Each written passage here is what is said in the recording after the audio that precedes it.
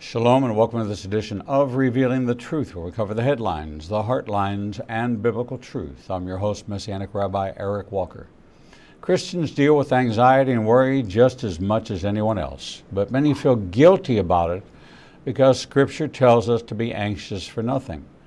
What should Christians do when they have anxiety? Are they bad Christians for worrying? How can they help others who are experiencing extreme anxiety? In her new book, our next guest provides practical tools to help you deal with life's challenges. As a licensed therapist of 24 years, she integrates both the psychological and spiritual aspects of anxiety through research-driven and faith-informed methods. She covers topics such as the difference between healthy and unhealthy anxiety and worry, factors that may indicate someone has an anxiety disorder, how to help a loved one who has an anxiety disorder, 3 key skills to help manage anxiety, how one's view of God impacts the level of anxiety in their life. Through this new book, she provides simple, practical strategies to tackle anxiety and worry with chapters on how to determine a person's attachment styles and scenarios showing how to use the 5 senses to live in the present moment and tactics to suspend judgment through guided questions. Jean Holthaus is a licensed psychologist with more than 25 years' experience providing therapy. She currently works as a clinician and manages 2 clinics for Pine Rest Christian Mental Health Services. Her professional experience includes working with individuals, couples, and families dealing with abuse, anxiety, depression, marital issues, divorce, spiritual issues, challenges of life, parenting, and more. A member of the National Association of Social Workers and the American Association of Christian Counselors. She lives in Pella, Iowa. Here to talk about her new book, Managing Worry and Anxiety, Practical Tools to Help You Deal with Life's Challenges, is Jean Holthaus. Jean, welcome to Revealing the Truth. Thank you for having me. Jean, I think you absolutely captured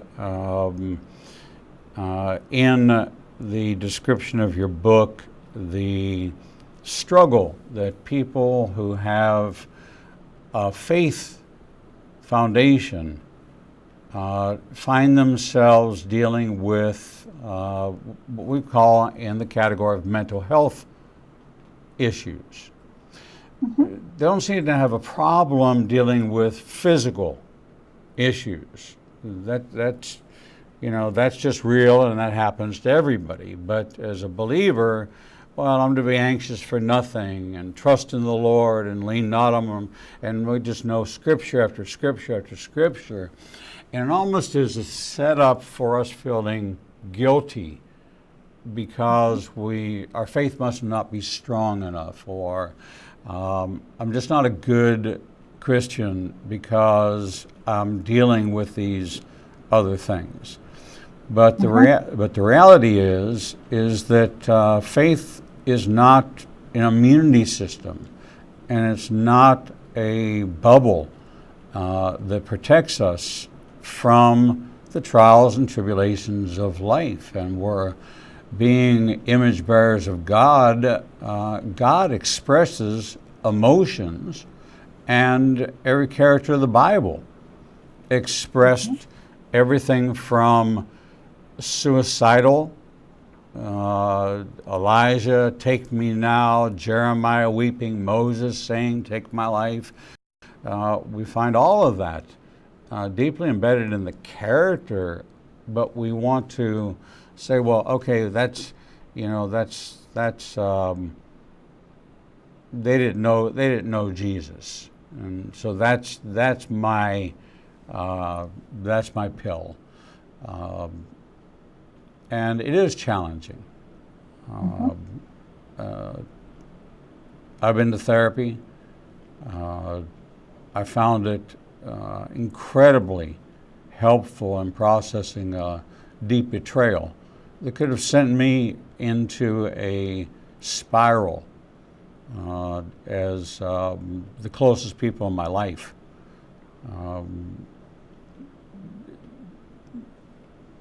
Bought into a lie and acted upon that, and then found out that they were wrong, but refused to correct their position. And so I kind of bore the brunt of all that impact. And so I went to a counselor who specialized in pastoral betrayals and got the help I needed. As I look at your book and read through it, a lot of you and your faith, your journey, and your foundation of faith comes through. And it's very solid, but it's not unshakable, unbreakable. I kind of think God uses our cracked vessels so that where the lines are that have been healed, the scars, are the battle wounds of victory that make it so that we can have a testimony of overcoming. And there's a special blessing that Jesus has for the overcomer. He says, for the overcomer, I reserve the right to sit at my right hand and eat from the tree of life. So it kind of tells you that all this is normal in a way that we need to find to manage it correctly and effectively, God's way.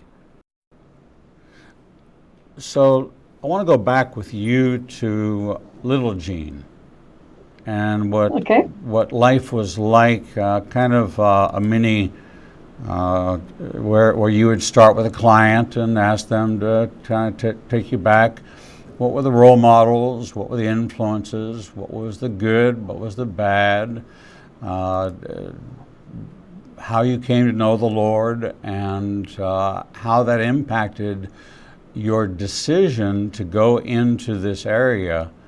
Was it vocational? Was it a calling? Or was it a calling to a vocation, which is always an interesting dynamic? So take us back to little Jean. Sure. Well, I grew up in what would be kind of seen as a middle-class, average Iowa family. My parents were farmers that didn't own their own farm, which meant that they moved a lot.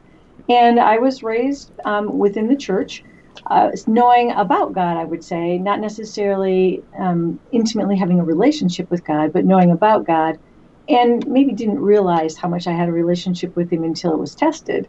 But I learned how to do all the right things, how to do all the do's and don't do any of the don'ts.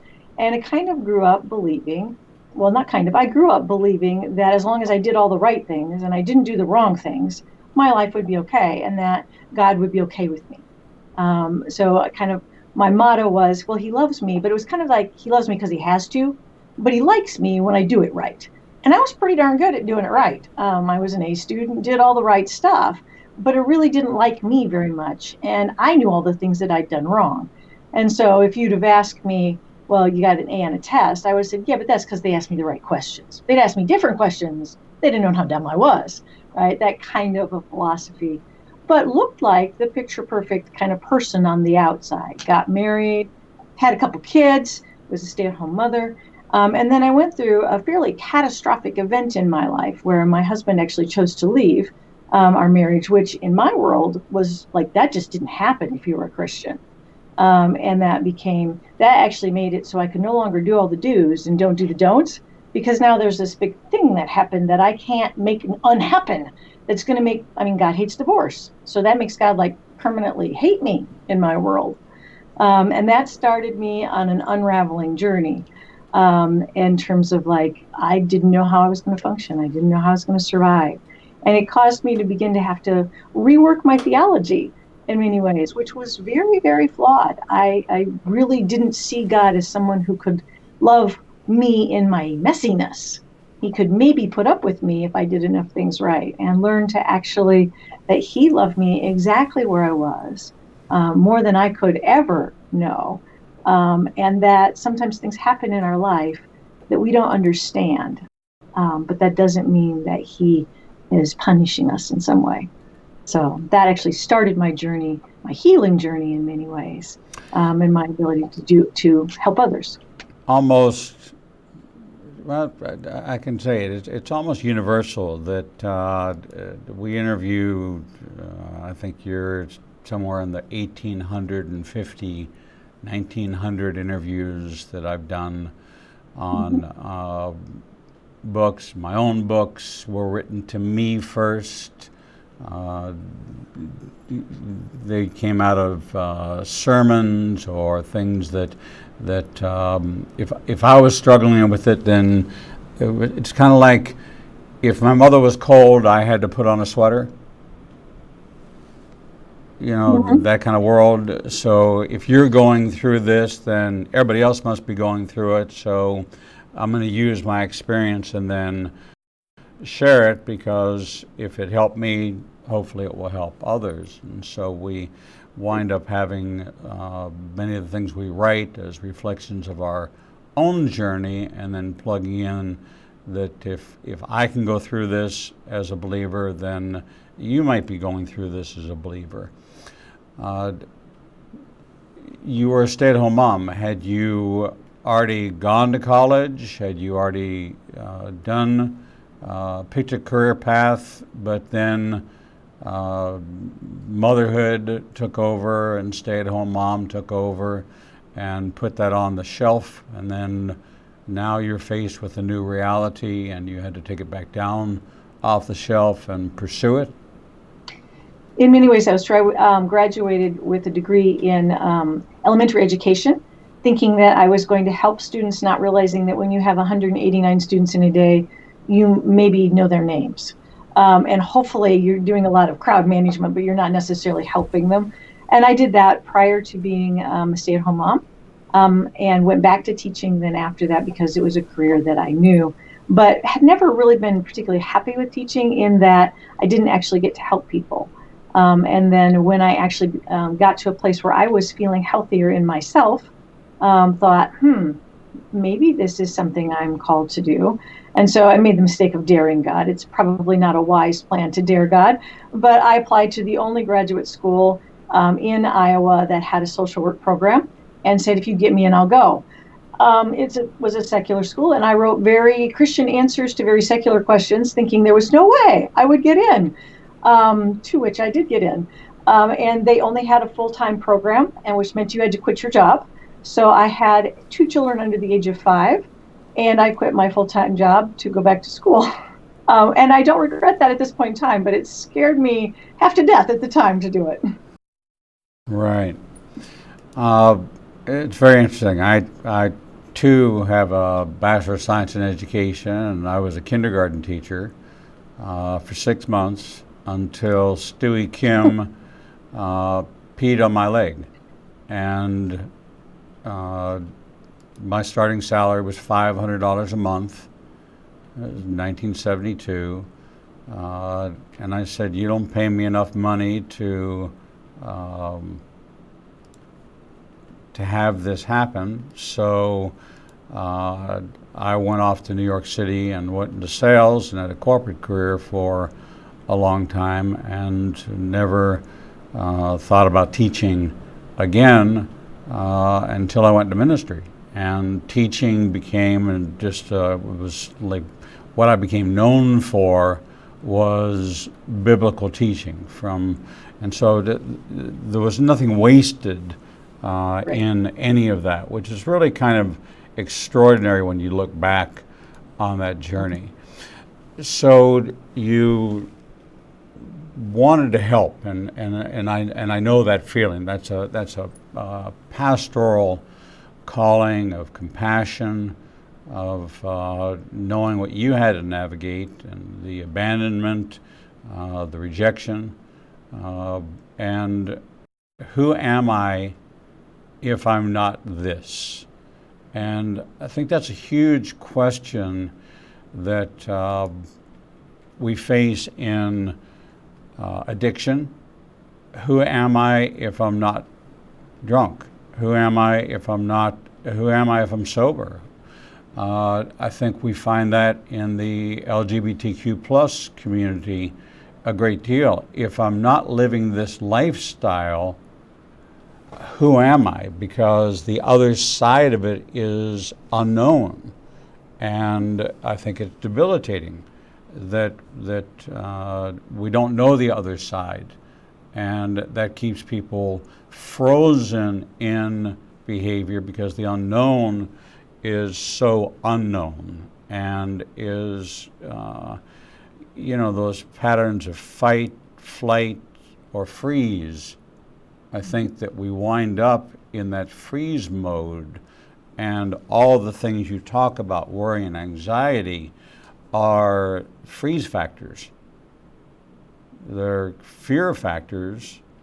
They may cause you to flight, but they also, in many ways, contribute to that freeze, which puts us in a position where our circumstances can't change because we can't change, because we're frozen in this mold that we've allowed to shape us. And as I read the book, there's some tremendous insights into it they're very, very practical. The birth of the book itself was really stimulated for you by a particular event that took place that kind of launched you into doing this, by somebody asking you for help. Tell us that story. It's kind of a accumulation of a lot of people asking for help. Anxiety probably has been this. If you were to take anxiety or depression, I understand depression. Anxiety is not something I particularly have struggled with near as much as depression. But a lot of my clients struggle with anxiety, and I've had teachers and principals that are saying we're seeing more of this in our schools, and we also had within churches much more. It seems like it's snowballing, and so more and more people asking me, what can we do to help? How can we help?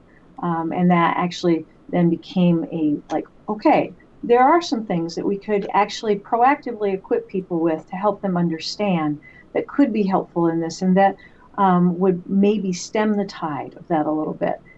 And that would be the hope of writing the book, is that hopefully we put tools in the hands of people and give them an understanding. I think the Christian community has lacked a more holistic understanding of what contributes to anxiety or any mental disorder.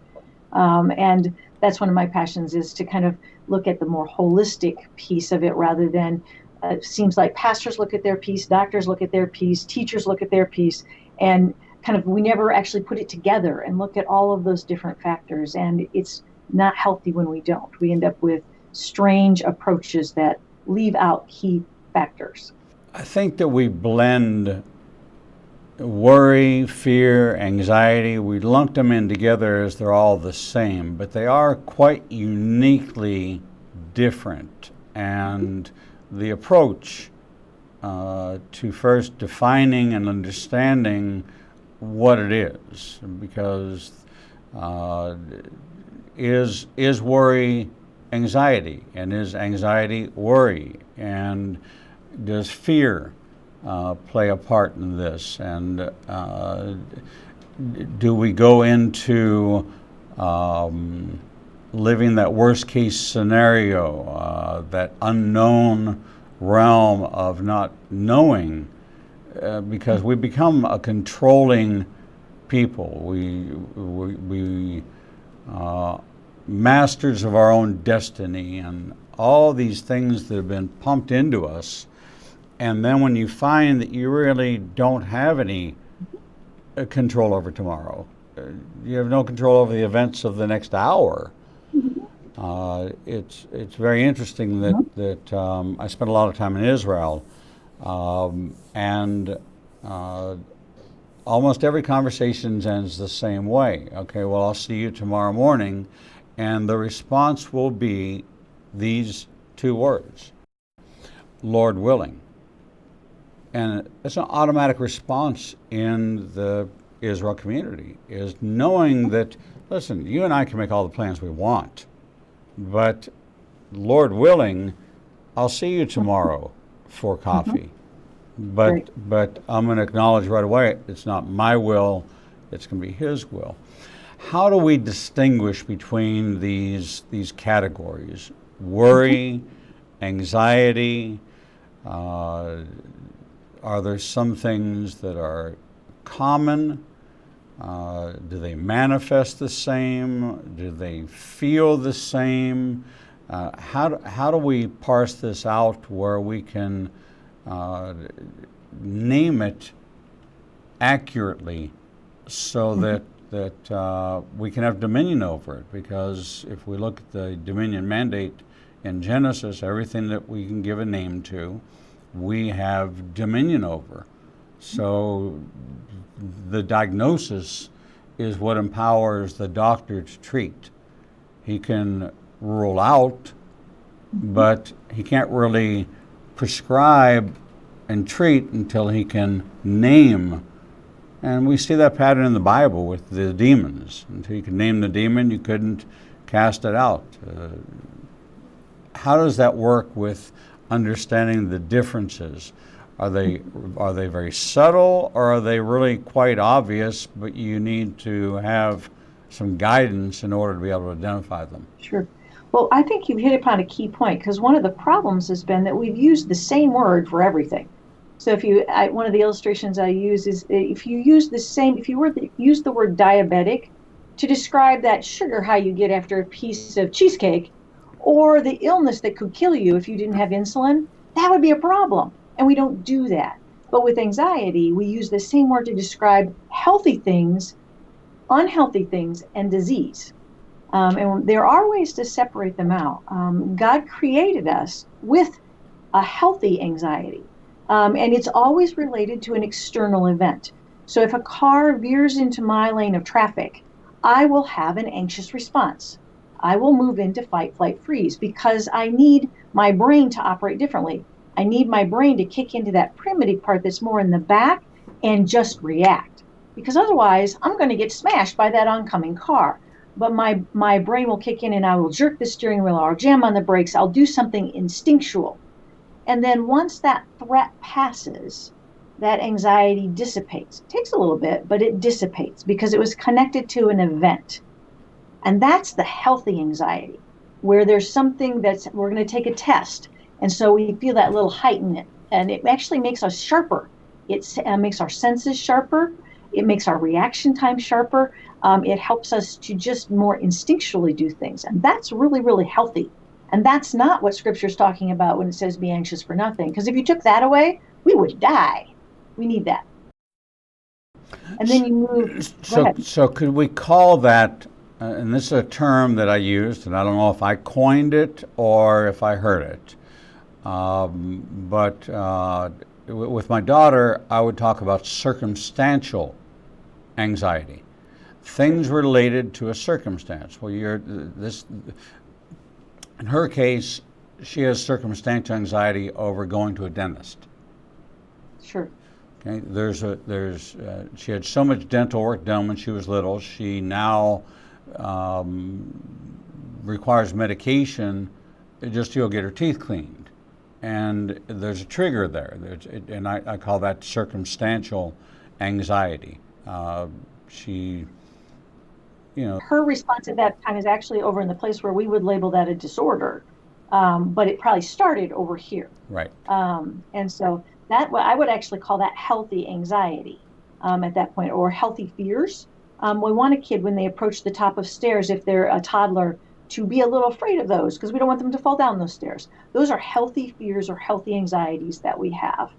If we move one step past that, we end up in what I claim, or I call the worry zone. And that's where we're sitting and we're thinking about things that might happen, that have happened, but they're not in the current moment. And we're fussing over what we could, should, ought do about those things. And those are the things that Paul's talking about when he says be anxious about nothing, because we're trying to basically kind of play God and try to figure out what's going to happen instead of trusting God with it.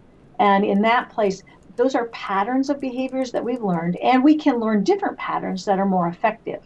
If you look at, I've had people come sit in my office and they say, well, I was just born a worrier. And I'm like, don't think so, because I've never seen a baby that worries. We don't come worrying. We learn it. And we learn it pretty young, but that also means we can learn different things. And then one step beyond that are people that actually have anxiety disorders, where the amount of anxiety they experience is interfering with their ability to function effectively in life. Like your daughter needs her biology is out of whack at that point, and she needs a medication to help her. And their bodies actually are going into fight, flight, freeze, either when they don't need to, or they're just staying there, or they're unexpectedly going there. And that has a lot of different causes that can happen to it. Your daughter's was triggered by a circumstantial event. Sometimes that's true. Sometimes it's triggered solely by biology. Sometimes it's triggered by our worry thoughts that can trigger those things too. So it can be triggered by lots of different things, and it can be triggered by the interplay. You can get a physical illness, and it can trigger an anxiety disorder as well. So those things all loop together. So. You know, I recall the words of Job, who said, "That which I feared the most has come upon me."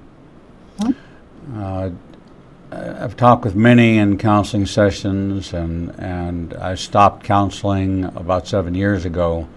But I would hear people talk about how my mother had breast cancer, my grandmother died of breast cancer. I get a mammogram every 3 months. I'm just so afraid that I'm going to get breast cancer, and then all of a sudden they come to me and say, I just got a bad report. They found something, and I have to think in the back of my mind: is this that kind of self-fulfilling, that which I fear the most has come upon me? Is this the you're stranded on a desert island. You have an enemy who's coming to find you, and you have a rescue squad. If I light a fire, a signal fire, who's going to see it first? Is it going to be the one to come to attack me, or the one who's going to come and rescue me? So I don't light a signal fire, and I wind up dying on the island because I am in this battle of the what ifs. And do we contribute? The scenario of worrying and anxiety seems to be self-fed in a lot of ways. Is that accurate? In some ways it is, yes. Some people are more prone to think about what ifs than others. So you have to think about our biology plays a factor always in it, our environment, the things around us, our thought patterns, and our view of God all play a role in that, and they all feed upon one another. So if I have a lot of worry thoughts, the research is now proving that actually lowers your immune system, which then does actually make you more susceptible to some illnesses. Doesn't necessarily cause them, but makes you more susceptible. So all of those things interplay, and you can't usually say that it's any one thing exclusively. So good, healthy treatment has to look at all of those different aspects and address them all. Let's put to rest, and I'm going to ask you for some pretty definitive statements to the believer who thinks that they're the problem. It's a lack of faith. They're just not good enough in the sight of God, and they're afflicted, and it must be sin. It must be something they're doing, but they wake up every day. They dread the day. They experience night terrors. They really have them worked up in a pretty good lather, because they have feelings and behavioral manifestations, but they aren't reaching out for help, because then it would actually be confirmed. And let's just spell some of that, because so many people would benefit from, even a short number of sessions. It's like when a train derails, the first thing they do is they put it back on the track. Yes. And anxiety, we all have sin in our life, but an anxiety disorder is not sin, any more than diabetes is sin. There's biology in your body that's doing things. And even if you have learned the habit of worry, God knows you're going to need to unlearn the habit he's not going to punish you for having a habit. Particularly, I have yet to meet someone that is anxious that likes it. I mean, that is not a fun state to be in. People are usually trying everything they know to get out of it. It's just that they haven't figured out how to do it on their own. So reaching out and getting tools from somebody else. And we wouldn't hesitate to do that in other realms of our life. If my car engine does not work right, I don't have a problem calling the mechanic. If I have diabetes, I don't have a problem going to the doctor for it. Actually, if my view of God has worked, I'm usually okay going to my pastor and saying, help me understand this. So we need to be okay seeking help for those things that are going on for us mentally as well. And that's not sin. It's not a lack of faith. Generally speaking, these are incredibly faith-filled people that it's not fixing it. I think what people fail to understand is that there is a whole pastoral community of pastors who go to counselors. And in order to have a really healthy grip on this very awesome responsibility, you can't go to a congregant. You need to have somebody you can go to that understands that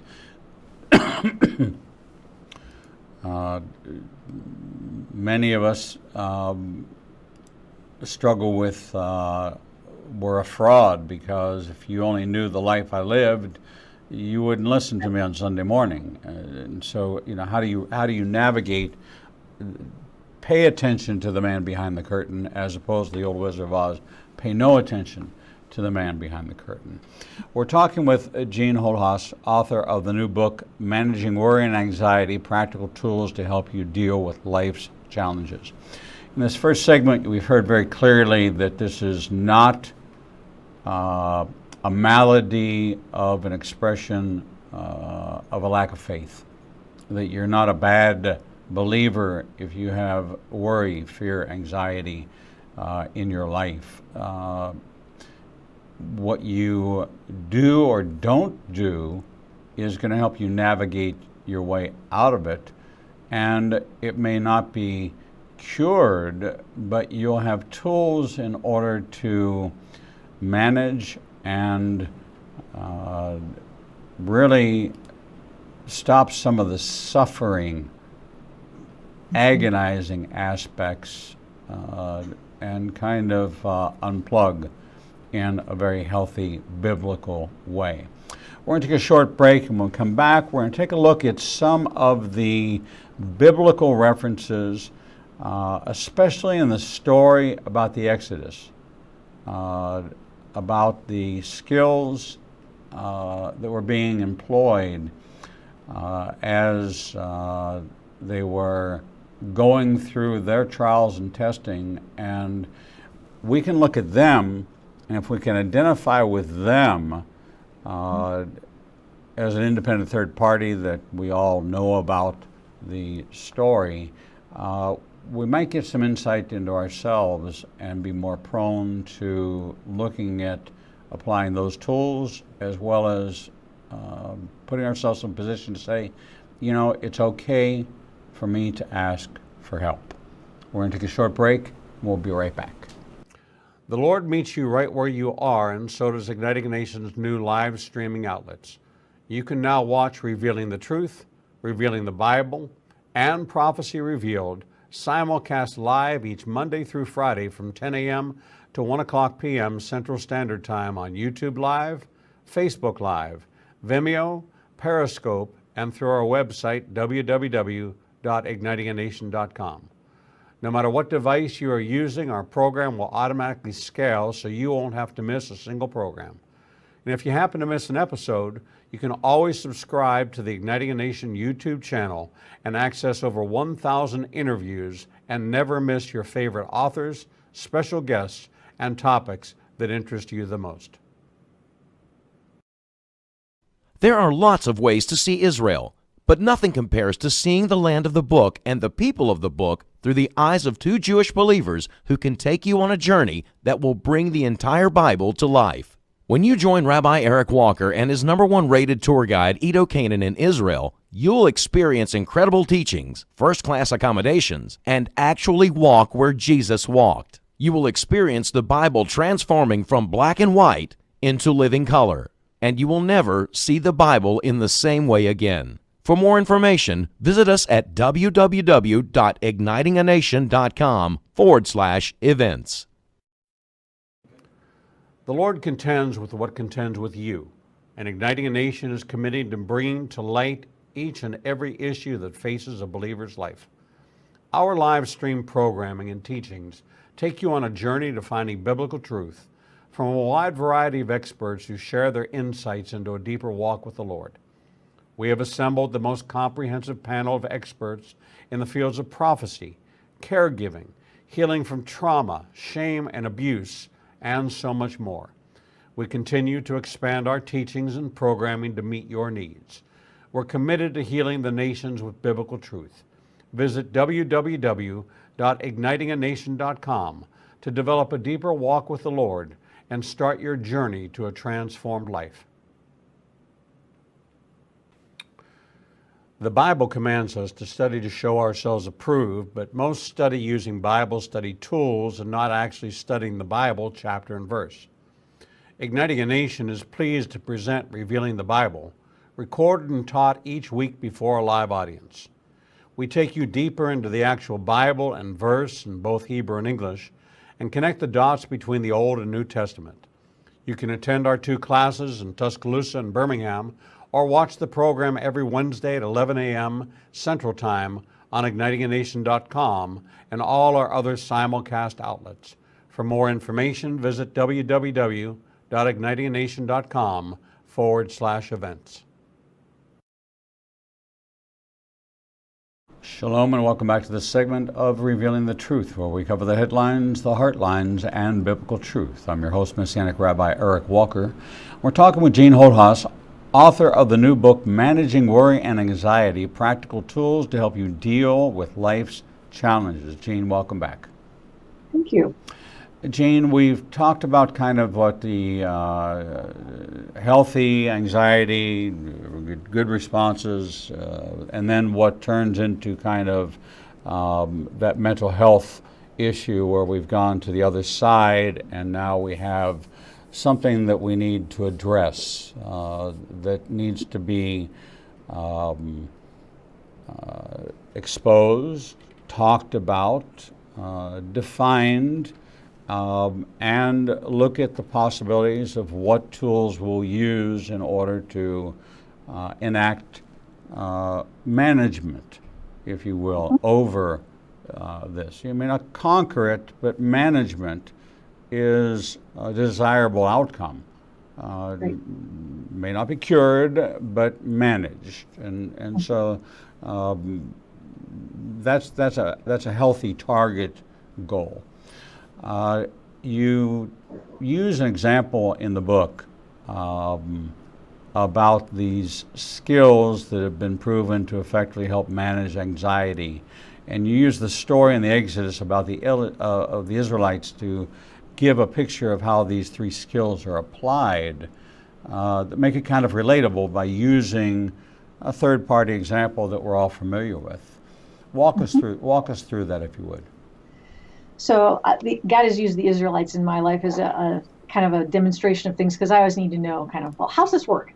And I was impressed by the fact that when they end up in the desert, well, they approach the Jordan River, and you would think, after having just been through, he parts the Red Sea for them, you'd think, well, okay, they could trust him to put their feet in the water and that it's going to be okay. But instead, they get all worried about what's going to be on the other side and how in the world are they going to deal with this? And they end up having to wander in the desert for 40 years because of it. And in that 40 years, God teaches them to trust him. And he teaches them to trust them by only giving them the manna that they need for the day that they're in. And if they try to go get more and hoard it up, like, I probably would be prone to do, it rots. It does not work, right? Except for when they have permission over Sabbath to collect more, then he gives them what they need again, right? Then it works. But when they try to take what he's given them for today and use it for tomorrow, it doesn't work. And that same thing is true in our life. When we get out of the present moment, because that's the moment God is in with us, and that's the moment that he's given us what we need for, and we try to look at what he's given us for today and say, but how am I going to use that for this? Or, but what if I need it for this? We always end up feeling overwhelmed because he hasn't given us what we need for those things yet. And he isn't in those moments with us yet. He's in this moment with us. He's in the present moment. So the very first skill we have to learn is, how do we stay in that present moment and be aware of the things in that present moment? Because we have what we need for that present moment. And we can use our senses to do that. We can use what we can see, hear, feel, touch, and taste, because those are actually the only things that are in the present moment. Our worry thoughts are, we can't see them, hear them, feel them, touch them, or taste them, because they're either about the past, which is already done and over and God's forgiven it if it was bad, or the future, which hasn't happened yet, and he says we've got to trust him for that. And by the time the Israelites reapproach the Jordan 40 years later, they've had lots and lots of evidence that God will give them what they need in the moment. Now, I don't think that didn't make it scary to step off into rushing water and have to deal with enemies on the other side, but they'd grown their ability to trust that they and God together could manage what was going to come at them. As we take that story one step further,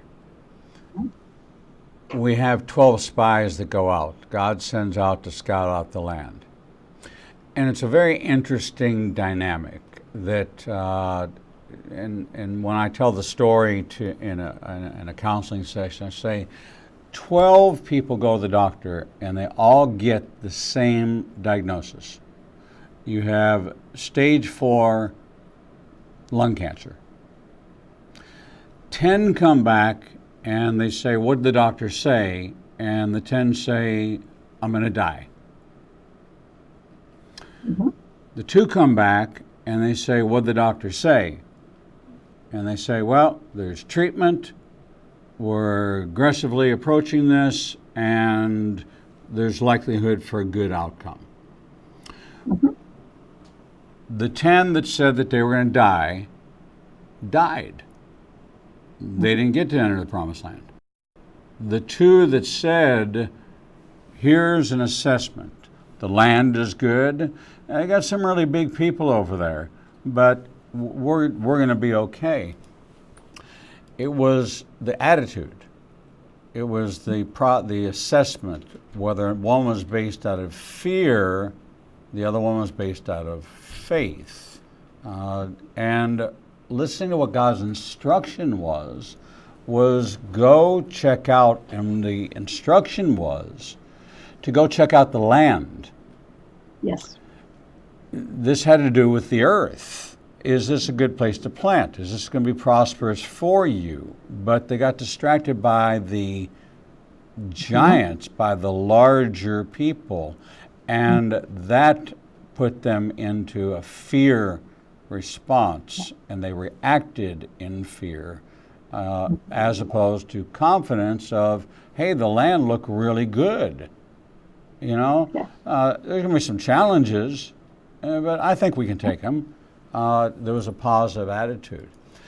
How do we develop that in ourselves when we have circumstances that come into our life that appear, okay, because they haven't happened yet, but they appear to be something that I should be, and I come to this as a complete outsider.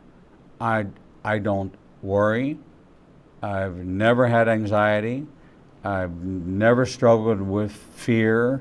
None of those things are in my makeup, maybe because post-Holocaust surviving family, maybe because I've seen the worst and was it's in my DNA as a Jew that we're survivors and thrivers and under the worst circumstances. So for me, it's not an empathy. I can't feel those feelings, but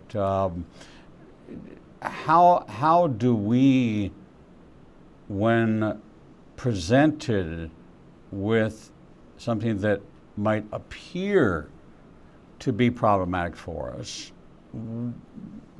what steps can we take to disarm it. Mm-hmm. That's actually the third skill I talk about, and is that, do I see myself with God as competent, or do I see myself as incompetent or left on my own without God, that he's going to leave me? So our view of God makes a big difference, because when he sent the spies out, he said to go see the land I'm going to give you. Like, he already had told them it was going to be theirs too. And so it was that place of, they didn't trust that God and them together could take it. The 10 that die in the end believed that God wasn't going to be big enough, or they weren't going to be skilled enough. They didn't see themselves as competent, and so then they were trying to figure out how they were going to make it happen. Versus the 2 that come back and say, "We got this," but our God's big enough to do this with us. It's not I've got it in me; it's God and I together. And I think sometimes we think if we don't have all the answers in us, then we're not competent. But we simply can't have all the answers in us. God owns all of the answers of the world, and we have to kind of be aware of that. And then also be aware we can enlist the aid of others too. The illustration I use in the book is that I'm competent to own a car, not because I have clue 1 of an idea what is under that hood. I mean, I know where to find the place to check the oil, and that's it. But I know how to call a mechanic. And I know how to test out whether that mechanic is ripping me off or not. And I believe that God will give me what I need for the moment I'm in. So I put those 2 things together, and then I don't have to fear, because I have those resources. I have to see myself as resourced and equipped. I always love watching professional tennis players, because they stand on the baseline and they just stand there and they wait for the ball to be hit. And when it comes across the net, then they move, right? I am an absolutely horrendous tennis player, and because I know it, I'm always trying to figure out how to get to where the ball might go, which leaves me incredibly out of position for what happens in the end. But those tennis players that are professional, they know that they're equipped to handle whatever comes across that net. And as Christians, we get to know that we're equipped by God. Like, he's got it. He's got all the answers. So we don't have to have them all right now. We have to be willing to say, I got somebody I can go to, both God and those people he places around me. So I am competent to handle what life brings to me. I don't have to try to anticipate it ahead of time. In the identification of anxiety, fear, worry, stress, those kind of things, how much of our either inability to forgive or allowing other people to have branded us and we can't escape the brand? It's always in the back of, and some would call it a curse. I would call it a curse. From a biblical perspective, it is a curse. How does that play into our mindset, our framework for processing? Is our starting point shifted because of those influences? It can be, and we have to go back and look at those things that we've believed about ourselves. Are they based in fact, or are they based in fear? And kind of looking at those things and looking at who are we allowing to make judgments about us or define us, because that's the place where God says, don't judge, because the only one who can truly judge, who truly knows, is God. And when we judge or we accept the judgments of others about us, we will end up living trying to either disprove those judgments or believing they're true and acting on them, neither of which are healthy for us. And anytime we're judging, we're either making ourselves better or making ourselves worse than someone else, neither of which are healthy for us. And it steals our freedom, and it makes us really, really anxious, because we're always trying to figure out where do I fit? Like, am I above? Am I below? Am I measuring up? And we can never feel like we do, because there's always going to be somebody that doesn't like us or might not like us. I can assure you we're extremely familiar with the concept. The reason I ask is because you share a particular nickname that you were given growing up, and you had to overcome that as being your starting point for, and I think in you sharing that can really encourage a whole lot of people. Yeah, it was stupid. I was called that instead of my first name, and I believed that that was true about me throughout.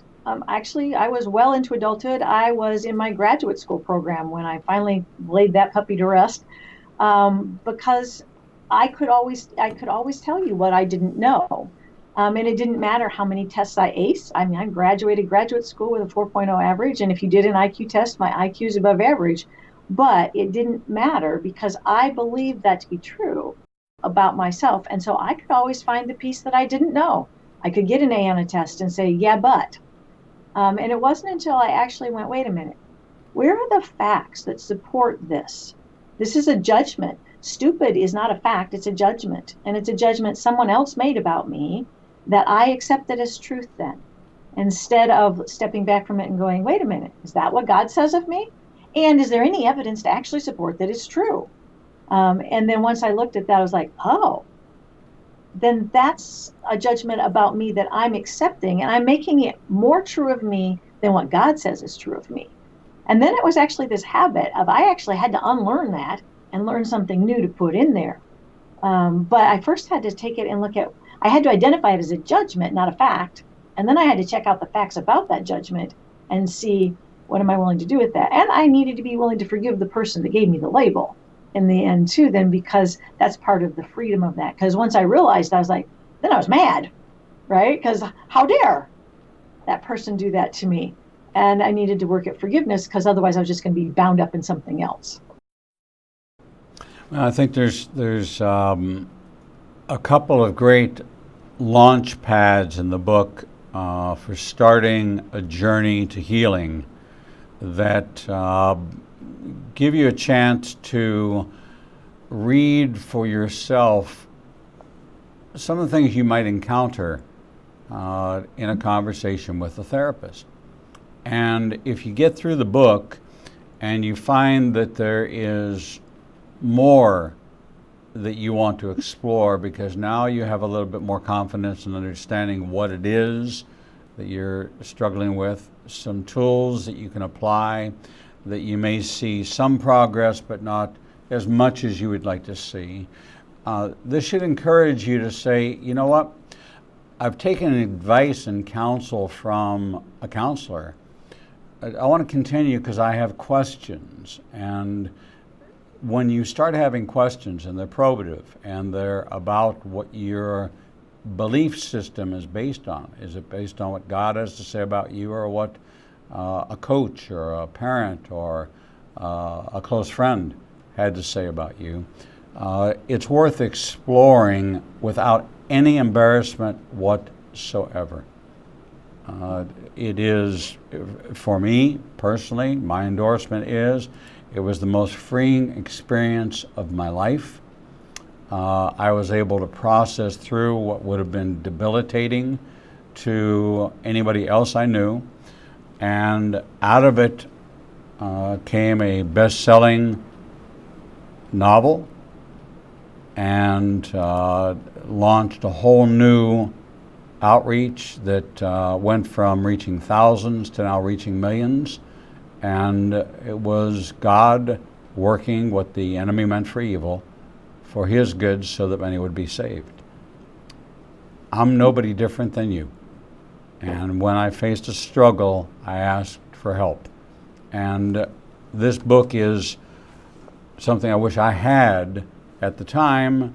I might have navigated through it, but you still need a guide that's going to help you process this all the way through. I highly recommend this to anybody that has someone in their family or themselves who are struggling with whether it's anxiety, worry, fear, or any other behaviors that you find are unhealthy in moving forward in the kingdom of God. Because if you are not growing, you are dying. and God wants you to prosper, not just to exist. Jean Holthaus, author of Managing Worry and Anxiety, Practical Tools to Help You Deal with Life's Challenges. Thank you for sharing this with us here on Revealing the Truth. Thank you for having me. It's been a joy. God bless you. We're going to take a short break, and when we come back, we'll bring you the next edition of Revealing the Truth.